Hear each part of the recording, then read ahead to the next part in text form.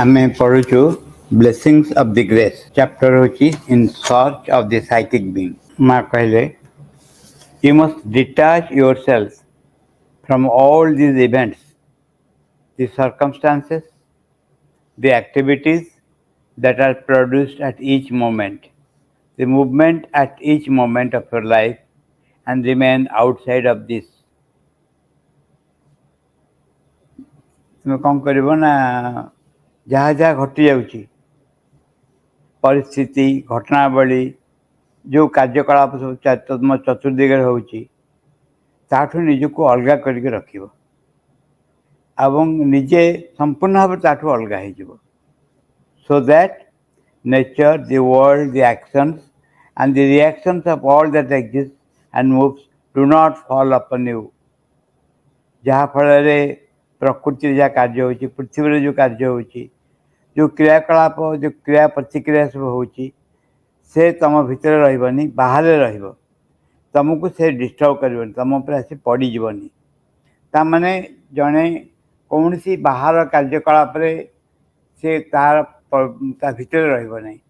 ସେ ସବୁ ଯାହା ଯାହା ଘଟୁଛି ସବୁ ନିଜ ବାହାରେ ଘଟୁଛି ବୋଲି ଦେଖିବ।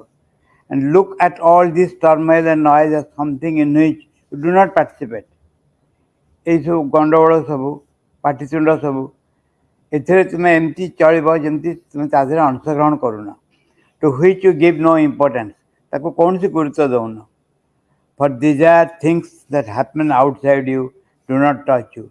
କାରଣ ଏସବୁ ଜିନିଷ ତୁମ ବାହାରେ ଘଟେ, ତୁମକୁ ସ୍ପର୍ଶ କରୁନି। Only a calm and perfect tranquility within, ଗୋଟେ ଧୀର ସ୍ଥିର ଅବସ୍ଥା ନିଜ ଭିତରେ, as well as outside, ବାହାରେ ମଧ୍ୟ ନିରାସକ୍ତ ରହିବ, ଡିଟାଚ୍, disinterested, କୌଣସି ସ୍ୱାର୍ଥ ନଥିବ ସେଥିରେ। You observe the things moving in front of you as if on a screen, but you do not participate. ସିନେମାରେ ଯେମିତି ପର୍ଦ୍ଦାରେ ସିନେମା ସବୁ ଛବି ସବୁ ଦେଖାଯାଏ, ଯାହା ଯାହା ଘଟୁଛି ସିନେମା ଦେଖିଲା ଭଳିଆ ଦେଖିବ, ସେଥିରେ କିଛି ଅଂଶଗ୍ରହଣ କରିବ ନାହିଁ।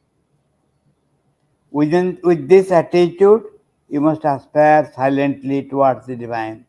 ଏହି ମନୋଭାବ ସହିତ ଧୀର ସ୍ଥିର ଭାବରେ ନୀରବରେ ଭଗବାନଙ୍କ ପ୍ରତି ଆସ୍ଫୁରା ଅର୍ପଣ କରିବ। Remain open upwards, ଉର୍ଦ୍ଧ୍ୱ ଦିଗରେ ନିଜକୁ ଖୋଲି ଧରିବ। Not passive, not trying to pull, but calm and a positive equanimity. ଟାଣିବନି, କିନ୍ତୁ ନିଜ ଭିତରେ କ'ଣ ଥିବ? ଏକ ଧୀର ସ୍ଥିର ସମତା ଅବସ୍ଥା ଥିବ। That all that is to be done will be done. ଏହି ଭାବରେ ଯାହା କରାଯିବା କଥା ନିଶ୍ଚୟ କରାଯାଉଛି। କନଷ୍ଟାଣ୍ଟଲି ନିଜ ଭିତରେ ଏଇ ଆସ୍ପିରା ରଖିବା, ଏଇଟା ଯାହା ବାବାଜୀ ମହାରାଜ କହିଥିଲେ ଯେ ଅଲ୍ ଦି ଟାଇମ୍ ମାଙ୍କୁ ମନେ ରଖିବା, ମାଙ୍କୁ ଡାକିବା ଏବଂ ଯେକୌଣସି କାରଣ ସକାଶେ ମାଙ୍କୁ ଭୁଲିଯିବାକୁ ସପୋର୍ଟ କରିବାନି। ସପୋର୍ଟ କରିବାନି ଅର୍ଥ ହଁ ଆଉ ଗୋଟେ ଇମ୍ପୋର୍ଟାଣ୍ଟ କାମ ଥିଲା ଭୁଲିଗଲି, ଏମିତି ନୁହେଁ। ଚେଷ୍ଟା କରିବା ମାଙ୍କୁ ପ୍ରାର୍ଥନା କରିବା ଯେମିତି ମା ମନେ ରହିବ ସବୁବେଳେ। With this attitude, you must aspire silently. If you try to pull it, it will have a contrary effect. ଯଦି ୟାକୁ ଜବରଦସ୍ତ କରିବ ତାହେଲେ ଏହାର ଏକ ବିପରୀତ ଘଟଣା ଘଟିବ। ସେ ଚିଠି ଗୋଟେ ପ୍ରପତି କରିନଥିଲା 1 2 3 4 5 6, ସେଥିରେ ଗୋଟେ ଥିଲା ଏ ଘଟଣା ନହେଲେ ବ୍ୟସ୍ତ ହେବନି ଜମା, ମାଙ୍କୁ ମନେ ରଖି ହେଉନି ଜମା, ଅନ୍ୟାନ୍ୟ କାମ ବେଶୀ ମନେ ପଡ଼ୁଛି, ବ୍ୟସ୍ତ ହେବନି, ମନ ଖରାପ କରିବନି, କିନ୍ତୁ ଶାନ୍ତ ଧୀର ସ୍ଥିରରେ ତାଙ୍କୁ ମନେ ରଖିବ, କହି ଡାକିବ। If you try to pull, it will have a contrary effect. But to remain calm, open and receptive in self-giving with the inner attitude that the divine will do what is necessary, will give me what I need. ଧୀର ସ୍ଥିର ରହିବା, କାମ୍ ରହିବା, ନିଜକୁ ଉନ୍ମୁଖ ରଖିବା, ଖୋଲି ଧରିବା, ଗ୍ରହଣଶୀଳ ହେବା, ନିଜକୁ ଯଦୁର ସମ୍ଭବ ଦେଇଦେବା, ଏହି ମନୋଭାବ, ଏହି ଅନ୍ତର ମନୋଭାବ ସହିତ ଯେ ଭଗବାନ ଯାହା ଦରକାର ତାହା କରିବେ, ଯାହା ମୋ ଦରକାର ତାହା ମୋ ପାଖକୁ ଆସିବ। To remain like this in this state of peace and tranquility, calm and serenity. ଏହି ଅବସ୍ଥାରେ ରହିବ, ଶାନ୍ତି ଅବସ୍ଥାରେ, ଧୀର ସ୍ଥିର ଅବସ୍ଥାରେ ଏବଂ ଶାନ୍ତ, ସମ୍ପୂର୍ଣ୍ଣ ଶାନ୍ତ ଧୀର ସ୍ଥିର ସମତା ଅବସ୍ଥାରେ ରହିବ।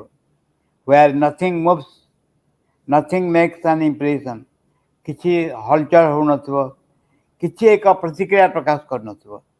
ଇଏ ହେଉଛି ଯେମିତି ଶବ୍ଦ ଗୋଟେ ୱେଭରିଂ ନା କ'ଣ ଶବ୍ଦ ଗୋଟେ ଅଛି, ଦୀପଟେ ଜଳୁଛି, ଦୀପ ଶିଖାଟା ହଲୁନି ଜମା, ଧୀରେ ଧୀରେ ଭାବରେ ଜଳୁଛି, କାରଣ ପବନ ତା ଦେହରେ ଆଉ ଲାଗୁନି। ଠିକ୍ ସେଇ ଭାବରେ ଭିତରର ଯେଉଁ ଆସ୍ପୃହା ତାକୁ ବାହାରର କୌଣସି ଘଟଣା ଯେମିତି ସ୍ପର୍ଶ କରିବନି। Not to get agitated, not to be tormented by all that takes place in front of you or around you. କୋଉଥିରେ ବ୍ୟସ୍ତ ହେବନି, ବ୍ୟତିବ୍ୟସ୍ତ ହେବନି, ଉତ୍ତେଜିତ ହେବନି, ଏବଂ ଯାହା ଯାହା ତୁମ ଭିତରେ ଘଟୁଛି, ତୁମ ସାମ୍ନାରେ ଘଟୁଛି, ଇନ୍ ଫ୍ରଣ୍ଟ ଅଫ୍ ୟୁ, ତୁମ ସାମ୍ନାରେ ଘଟୁଛି, ଚାରିପଟେ ଘଟୁଛି, around you, even which seems to come from within you, ମନେ ହେବ ଯେମିତି ତୁମ ନିଜ ଭିତରେ ଘଟଣା ସବୁ ଆସୁଛି, happens in you, because you have the habit of thinking that it is happening within you. ତମର ଅଭ୍ୟାସ ହେଇଯାଇଛି ଯେତେବେଳେ ଯାହା କିଛି ଘଟୁଛି ତା ତମ ଭିତରେ ଘଟୁଛି ବୋଲି। ମୋ ଭିତରେ ବହୁତ ବଡ଼ ମନ ଖରାପ ଅବସ୍ଥା ରହିଛି, କୌଣସି ଘଟଣା ନେଇକରି ବହୁତ ମନ ଖରାପ ଅବସ୍ଥା ରହିଛି, ସେ ଅବସ୍ଥାଟା ବାହାରୁ ଆସିଛି ମୋ ଭିତରକୁ, ମୋ ଭିତରେ ଘଟୁନି, ବାହାରୁ ଆସିଛି, ଭିତରେ ଭିତରେ ପ୍ରକାଶ ହେଉଛି। ଏଇଭଳି ଯେତେବେଳେ ଏଇଟା ହେଉଛି ସାଧନାର କଥା ସବୁ କହିଲେ, ଆମେ କ'ଣ କରିବୁ ଶିବଙ୍କ ଯୋଗରେ କିଛି କରିବାକୁ ପଡ଼ିବନି, ବୁଲିବୁ, ବକ୍ତା ଦେବୁ, କହିବୁ କଥା, ବଡ଼ ବଡ଼ ପଢ଼ିକିରି ବୁଝେଇବୁ, କିନ୍ତୁ ଏଥିରେ ସାଧନା ହୁଏନି ପ୍ରାୟ। ସାଧନାର ସିରିୟସନେସ୍ ଯେଉଁଟା ସେଇଟା ହେଉଛି ନିଜ ଭିତରେ କାମ କରିବା, ଗୋଟେ ଅବଜେକ୍ଟ ନେବା, ସେ ଅବଜେକ୍ଟକୁ ଫୁଲଫିଲ୍ କରିବା। ଆଜ୍ ଇଟ୍ ଇଜ୍ କାମ ଚାଲିଥିବ, ଏଇଟା ସାଧନା ନୁହେଁ। ଆଉ କ'ଣ, ଆଉ enjoyment, A type of enjoyment ଏଇଟା। ସାଧନାର ଅର୍ଥ ହେଉଛି କିଛି ଏକ କାର୍ଯ୍ୟ ପ୍ରୋଜେକ୍ଟ ନେବା, ତାକୁ ପୂରଣ କରିବା। ଆଚ୍ଛା, because you have the habit of thinking that it is something happening within you and reacting to it, ଯେତେବେଳେ ଆମ ଭିତରେ କିଛି ଘଟୁଛି ଆମେ ତାପରେ ପ୍ରତିକ୍ରିୟା ପ୍ରକାଶ କରୁ। ଯେତେବେଳେ ଏଇଠି ଗୋଟେ ଜିନିଷ ଜାଣି ହେବ, ମନେକର ଜଣେ ଦେହ ଛାଡ଼ିକି ଚାଲିଯିବ, ଦେହ ଛାଡ଼ିଗଲେ ଶରୀରଟା ପଡ଼ିକି ରହିବ, ଯେଉଁ ପର୍ସନ୍ ଆଘାତ ପାଇଥିଲା ସେ ତା ଅବସ୍ଥା କ'ଣ ହେବ, ସେ ତୁମଠୁ ଅଲଗା ହେଇଯିବ ଟୋଟାଲି ପଢ଼ିବା ପରେ। But after some time you will see that you are nothing but a blank page without stain, water without any ripple. ତୁମେ ଦେଖିବ କିଛି ଦିନ ପରେ ଏଇଭଳି ଅଭ୍ୟାସ କରୁ କରୁ ତୁମେ ଦେଖିବ ଯେ ତୁମେ କିଛି ନୁହଁ, ଗୋଟେ କୋରା କାଗଜ, ବ୍ଲାଙ୍କ ପେଜ୍ ମାନେ ଖାଲି କାଗଜ ଗୋଟେ, ୱିଦାଉଟ୍ ଷ୍ଟେନ୍, କିଛି ତା ଦେହରେ ଭାଙ୍ଗ ପଡ଼େନି, ପାଣି ପାଣି ଅଛି, ତା ଦେହରେ କୌଣସି ତରଙ୍ଗ ହେଉନି, ୱିଦାଉଟ୍ ଏନି ରିପଲ୍, ତା ଭିତରେ କୌଣସି ତରଙ୍ଗ ହେଉନି। ତାମାନେ ନିଜକୁ ଏତେ ଆମର ଚଞ୍ଚଳ ଅବସ୍ଥାର ପଶ୍ଚାତରେ, ଆମର ବହୁତ ଚଞ୍ଚଳ ଅବସ୍ଥା, ଚିନ୍ତାରେ ଚଞ୍ଚଳତା, ମନରେ, କଥାବାର୍ତ୍ତାରେ, କ୍ରିୟା ପ୍ରତିକ୍ରିୟାରେ ଚଞ୍ଚଳତା, ଆମ ମନ୍ତବ୍ୟରେ ଚଞ୍ଚଳତା ଅଛି, ତାର ପଶ୍ଚାତରେ ଏକ ବହୁତ ଶାନ୍ତ ଅବସ୍ଥା ରହିଛି। ଆମେ ସେ ଶାନ୍ତ ଅବସ୍ଥାକୁ ଇନଭୋକ୍ କରୁଛୁ, ଡାକି ଆଣୁଛୁ ଆମ ନିଜ ଭିତରକୁ। ଆମେ ଏଇଟାକୁ ଗୁରୁତ୍ୱ ଦେଉନୁ, ଚଞ୍ଚଳ ଅବସ୍ଥାଟାକୁ, ତା ପଶ୍ଚାତରେ ଯେଉଁ ରହିଛି ଅବସ୍ଥା ତାକୁ ଆମେ ଗୁରୁତ୍ୱ ଦେଉଛୁ।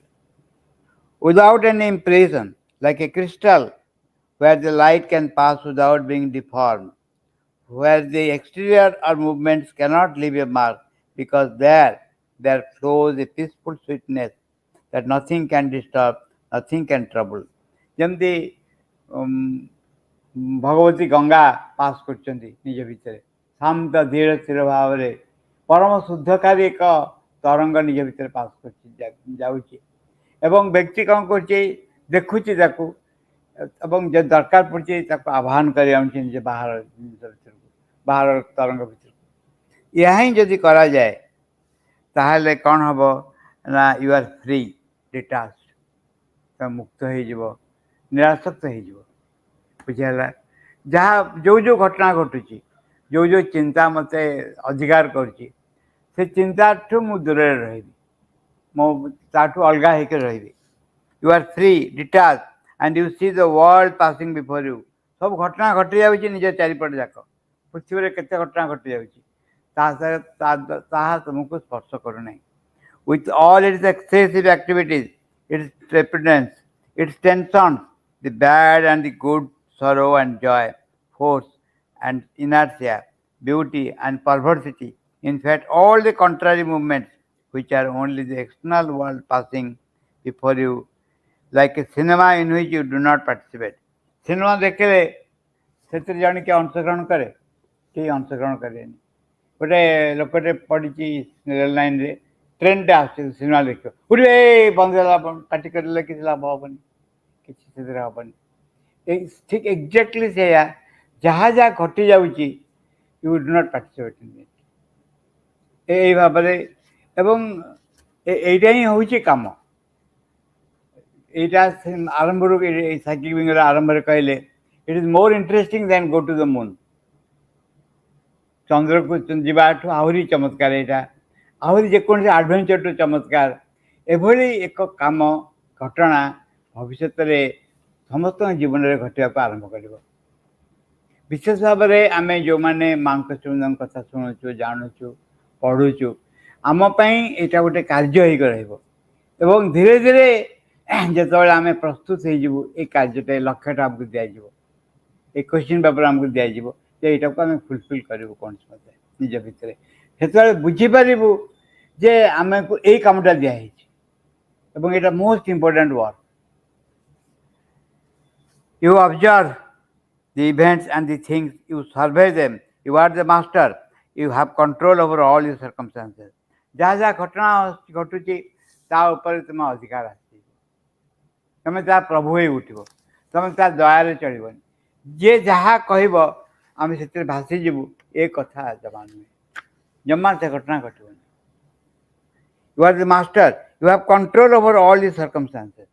ତୁମର ସକଳ ପରିସ୍ଥିତି ଉପରେ ତୁମର ସଂଯମ ରହିବ, ଅଧିକାର ରହିବ। Then start the inner life. ଏଉଠୁ ଆରମ୍ଭ ହେବ ଅନ୍ତର୍ଜୀବନର କାହାଣୀ।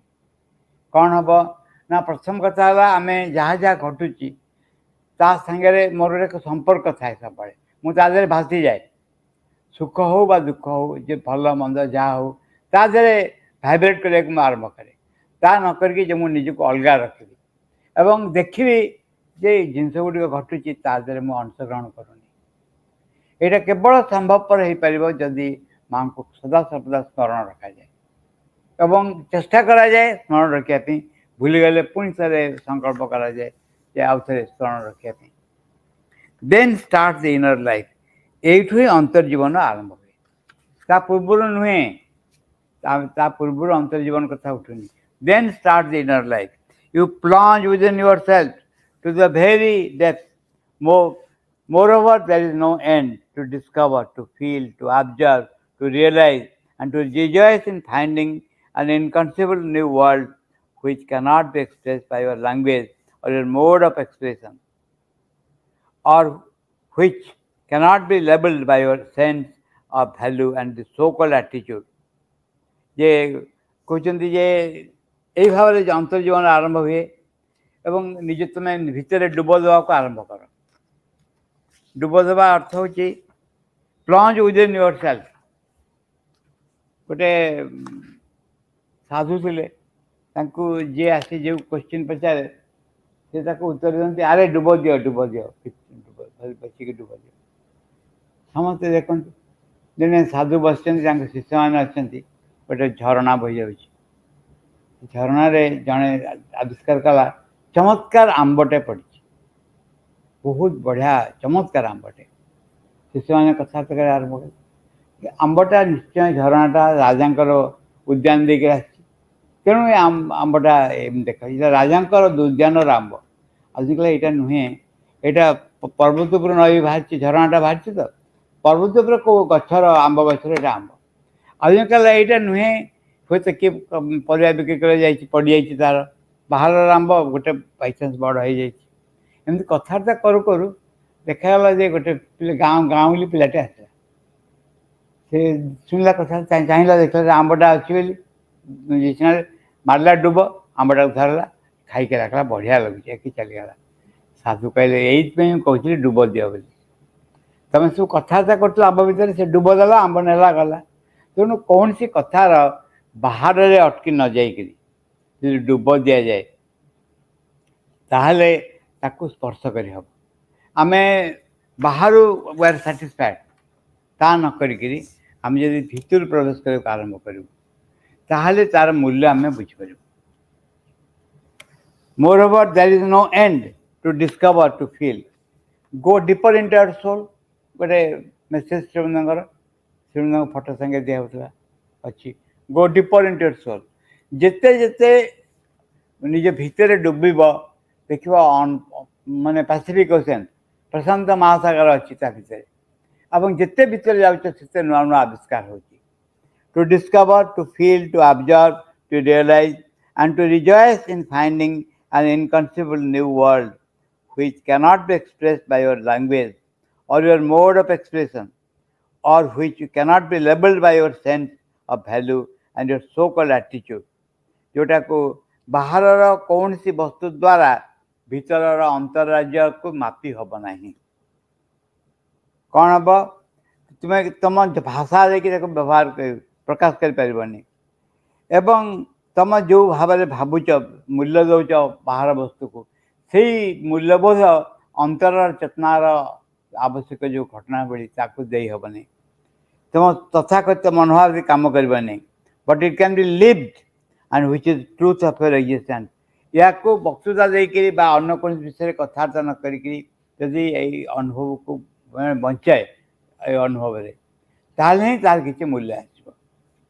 The ineffable beauty, the stable peace, the unalloyed joy, and the all-present power, परम शक्ति, परम आनंद, परम शांति, परम सौंदर्य ये सब ता मध्य नहीं रही। आम जो विषय गुड़ाक एक्चुअली खोजुचु बाहर से विषय गुड़िक आम निज भितर रही।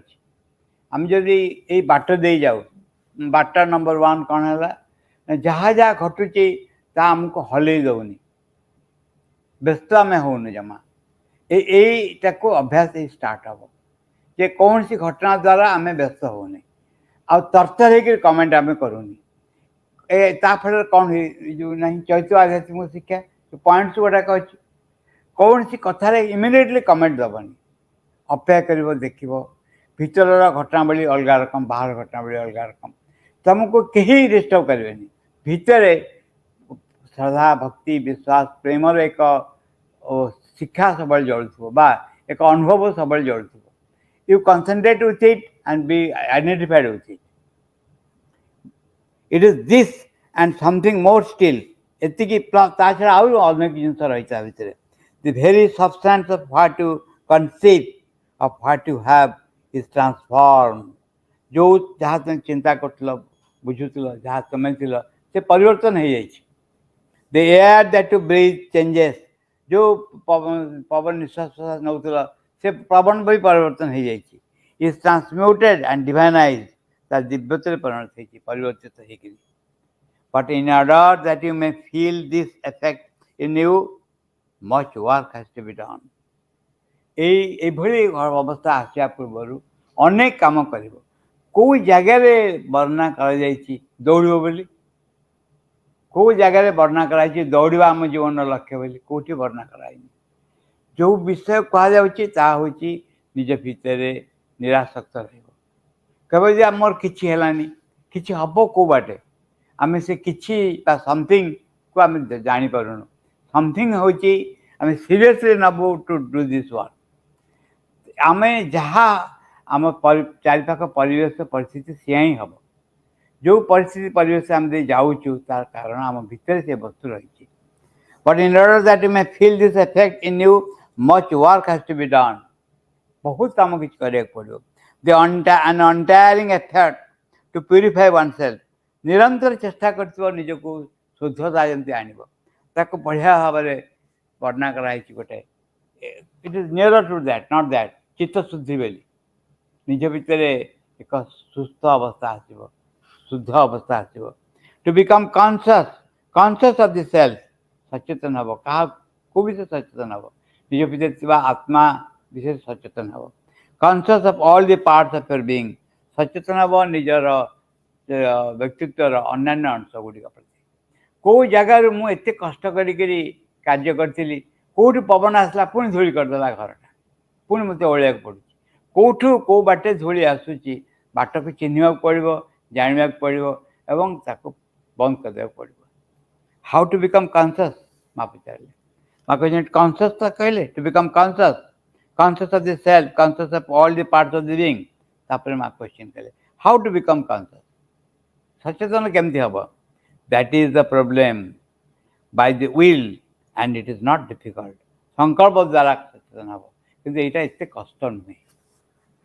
କଷ୍ଟ ନୁହେଁ, ମାଙ୍କୁ କଷ୍ଟ ନୁହେଁ, ଆମକୁ ବେଶୀ କଷ୍ଟ ହେଉଛି। It is by the will and it is not difficult, ଏତେ କଷ୍ଟ ନୁହେଁ। It is only a form of application to do it rigorously and regularly.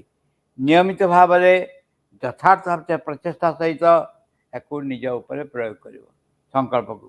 As you study to learn a language, ତୁମେ ଯେମିତି ଗୋଟେ ନୂଆ ଭାଷା ଶିଖିବା ପାଇଁ ପାଠ ପଢ଼ୁଛ।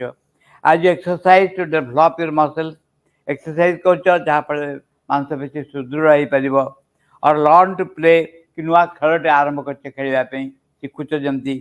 ଇନ୍ ଦ ସେମ୍ ୱେ, ସେଇ ଭାବରେ one must apply oneself, one must concentrate, one must work with a constant effort। ନିଜକୁ ପ୍ରୟୋଗ କରିବ, ଏକାଗ୍ର ହେବ ଏବଂ ଚେଷ୍ଟା କରି ଚାଲିଥିବ ଯେପର୍ଯ୍ୟନ୍ତ ଫଳ ହାସଲ କରିନ। with a determination to know the whole process। କାହିଁକି ଏମିତି ହେଉଛି, କାହିଁକି ମୁଁ ଏମିତି ବ୍ୟସ୍ତ ହେଉଛି, କ'ଣ ମୋତେ କରିବାକୁ ପଡ଼ିବ ଏଇ ସମୟରେ, ୟାକୁ କେବେ ବି ଭୁଲିବ ନାହିଁ। ଏଇଟା ଆମେ ପଢ଼ିକି ଦେଖିବୁ, ଏଥିରେ ବହୁତ ଅଲଗା କଥା କହିଛନ୍ତି, ବହୁତ ଅଲଗା କଥା। ସେ ଅଲଗା କଥା କ'ଣ ଜିନିଷ? ପ୍ରଥମ କଥା ହେବ ସେ ଅଲଗା କଥାରୁ ଯେ ଜିନିଷ ଗୁଡ଼ିକ ଆମ ଜୀବନରେ ଏମିତି ଉପଭୋଗ ହଉ, ଆମେ ଯେମିତି ଯାକୁ ଅନୁଭବ କରିପାରୁ। ଯେଉଁ ବିଷୟ ପଢ଼ୁଛୁ ଜାଣୁଛୁ ତାର ପ୍ରାକ୍ଟିକାଲ ଲାଇଫ୍ରେ ଆମେ ଦେଖିବୁ ଯେମିତି। In the same we one must apply, ଯେମିତି କୌଣସି ଏକ ସବଜେକ୍ଟ ହେଲା, ବଟନି ହେଲା, ଫିଜିକ୍ସ ହେଲା, ଜିଓଲୋଜି ହେଲା, ଯେଉଁ ବିଷୟ କର ପଛେ, କେମିଷ୍ଟ୍ରି ହେଲା, ସବୁଥିରେ ପ୍ରାକ୍ଟିକାଲ ଥାଏ, ଥିଓରି ଥାଏ। ଆମେ ହେଉଛି ମାଷ୍ଟର ଇନ୍ ଥିଓରି, ପ୍ରାକ୍ଟିକାଲ ଖାତା ଲେଖୁନୁ, ପିଟୁନୁ। ପ୍ରାକ୍ଟିକାଲ ଖାତା ଠିକ୍ କି ଭୁଲି ଯାଇଛୁ, ପ୍ରାକ୍ଟିକାଲ ଫେଲ୍ ବୋଲି। ଆମେ ଭାବୁଛୁ ଯେ ମାଷ୍ଟର ହେଉଛି ଆମେ, ଏ ଥିଓରିରେ ପାସ୍ କରିଗଲେ ଆମକୁ ଆମେ ସିଦ୍ଧି ଲାଭ କରିବୁ।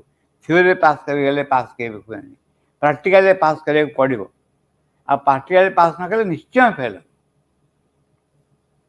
ଏବେ ଏତେ ପଢ଼ିଲି, ଏତେ ଜାଣିଲି, ବା ଏତେ ବଢ଼ିଆ କପି କଲି, କିନ୍ତୁ ଦେଖିଲା ବେଳକୁ ତ ଏଇ ଅବସ୍ଥା ଏଇଆ ନା। ଜଣେ ଜଣେ କପି କରୁଛି, ଦୁଇଟା ଖାତା ଲେଖା ହେଲା ସମାନ, ପୁରା ଏକ୍ଜାମିନର ଦେଖିଲେ ଦୁଇଟା ଖାତା ପୁରା ସମାନ, ଏ ଯାହା ଏ ସେୟା।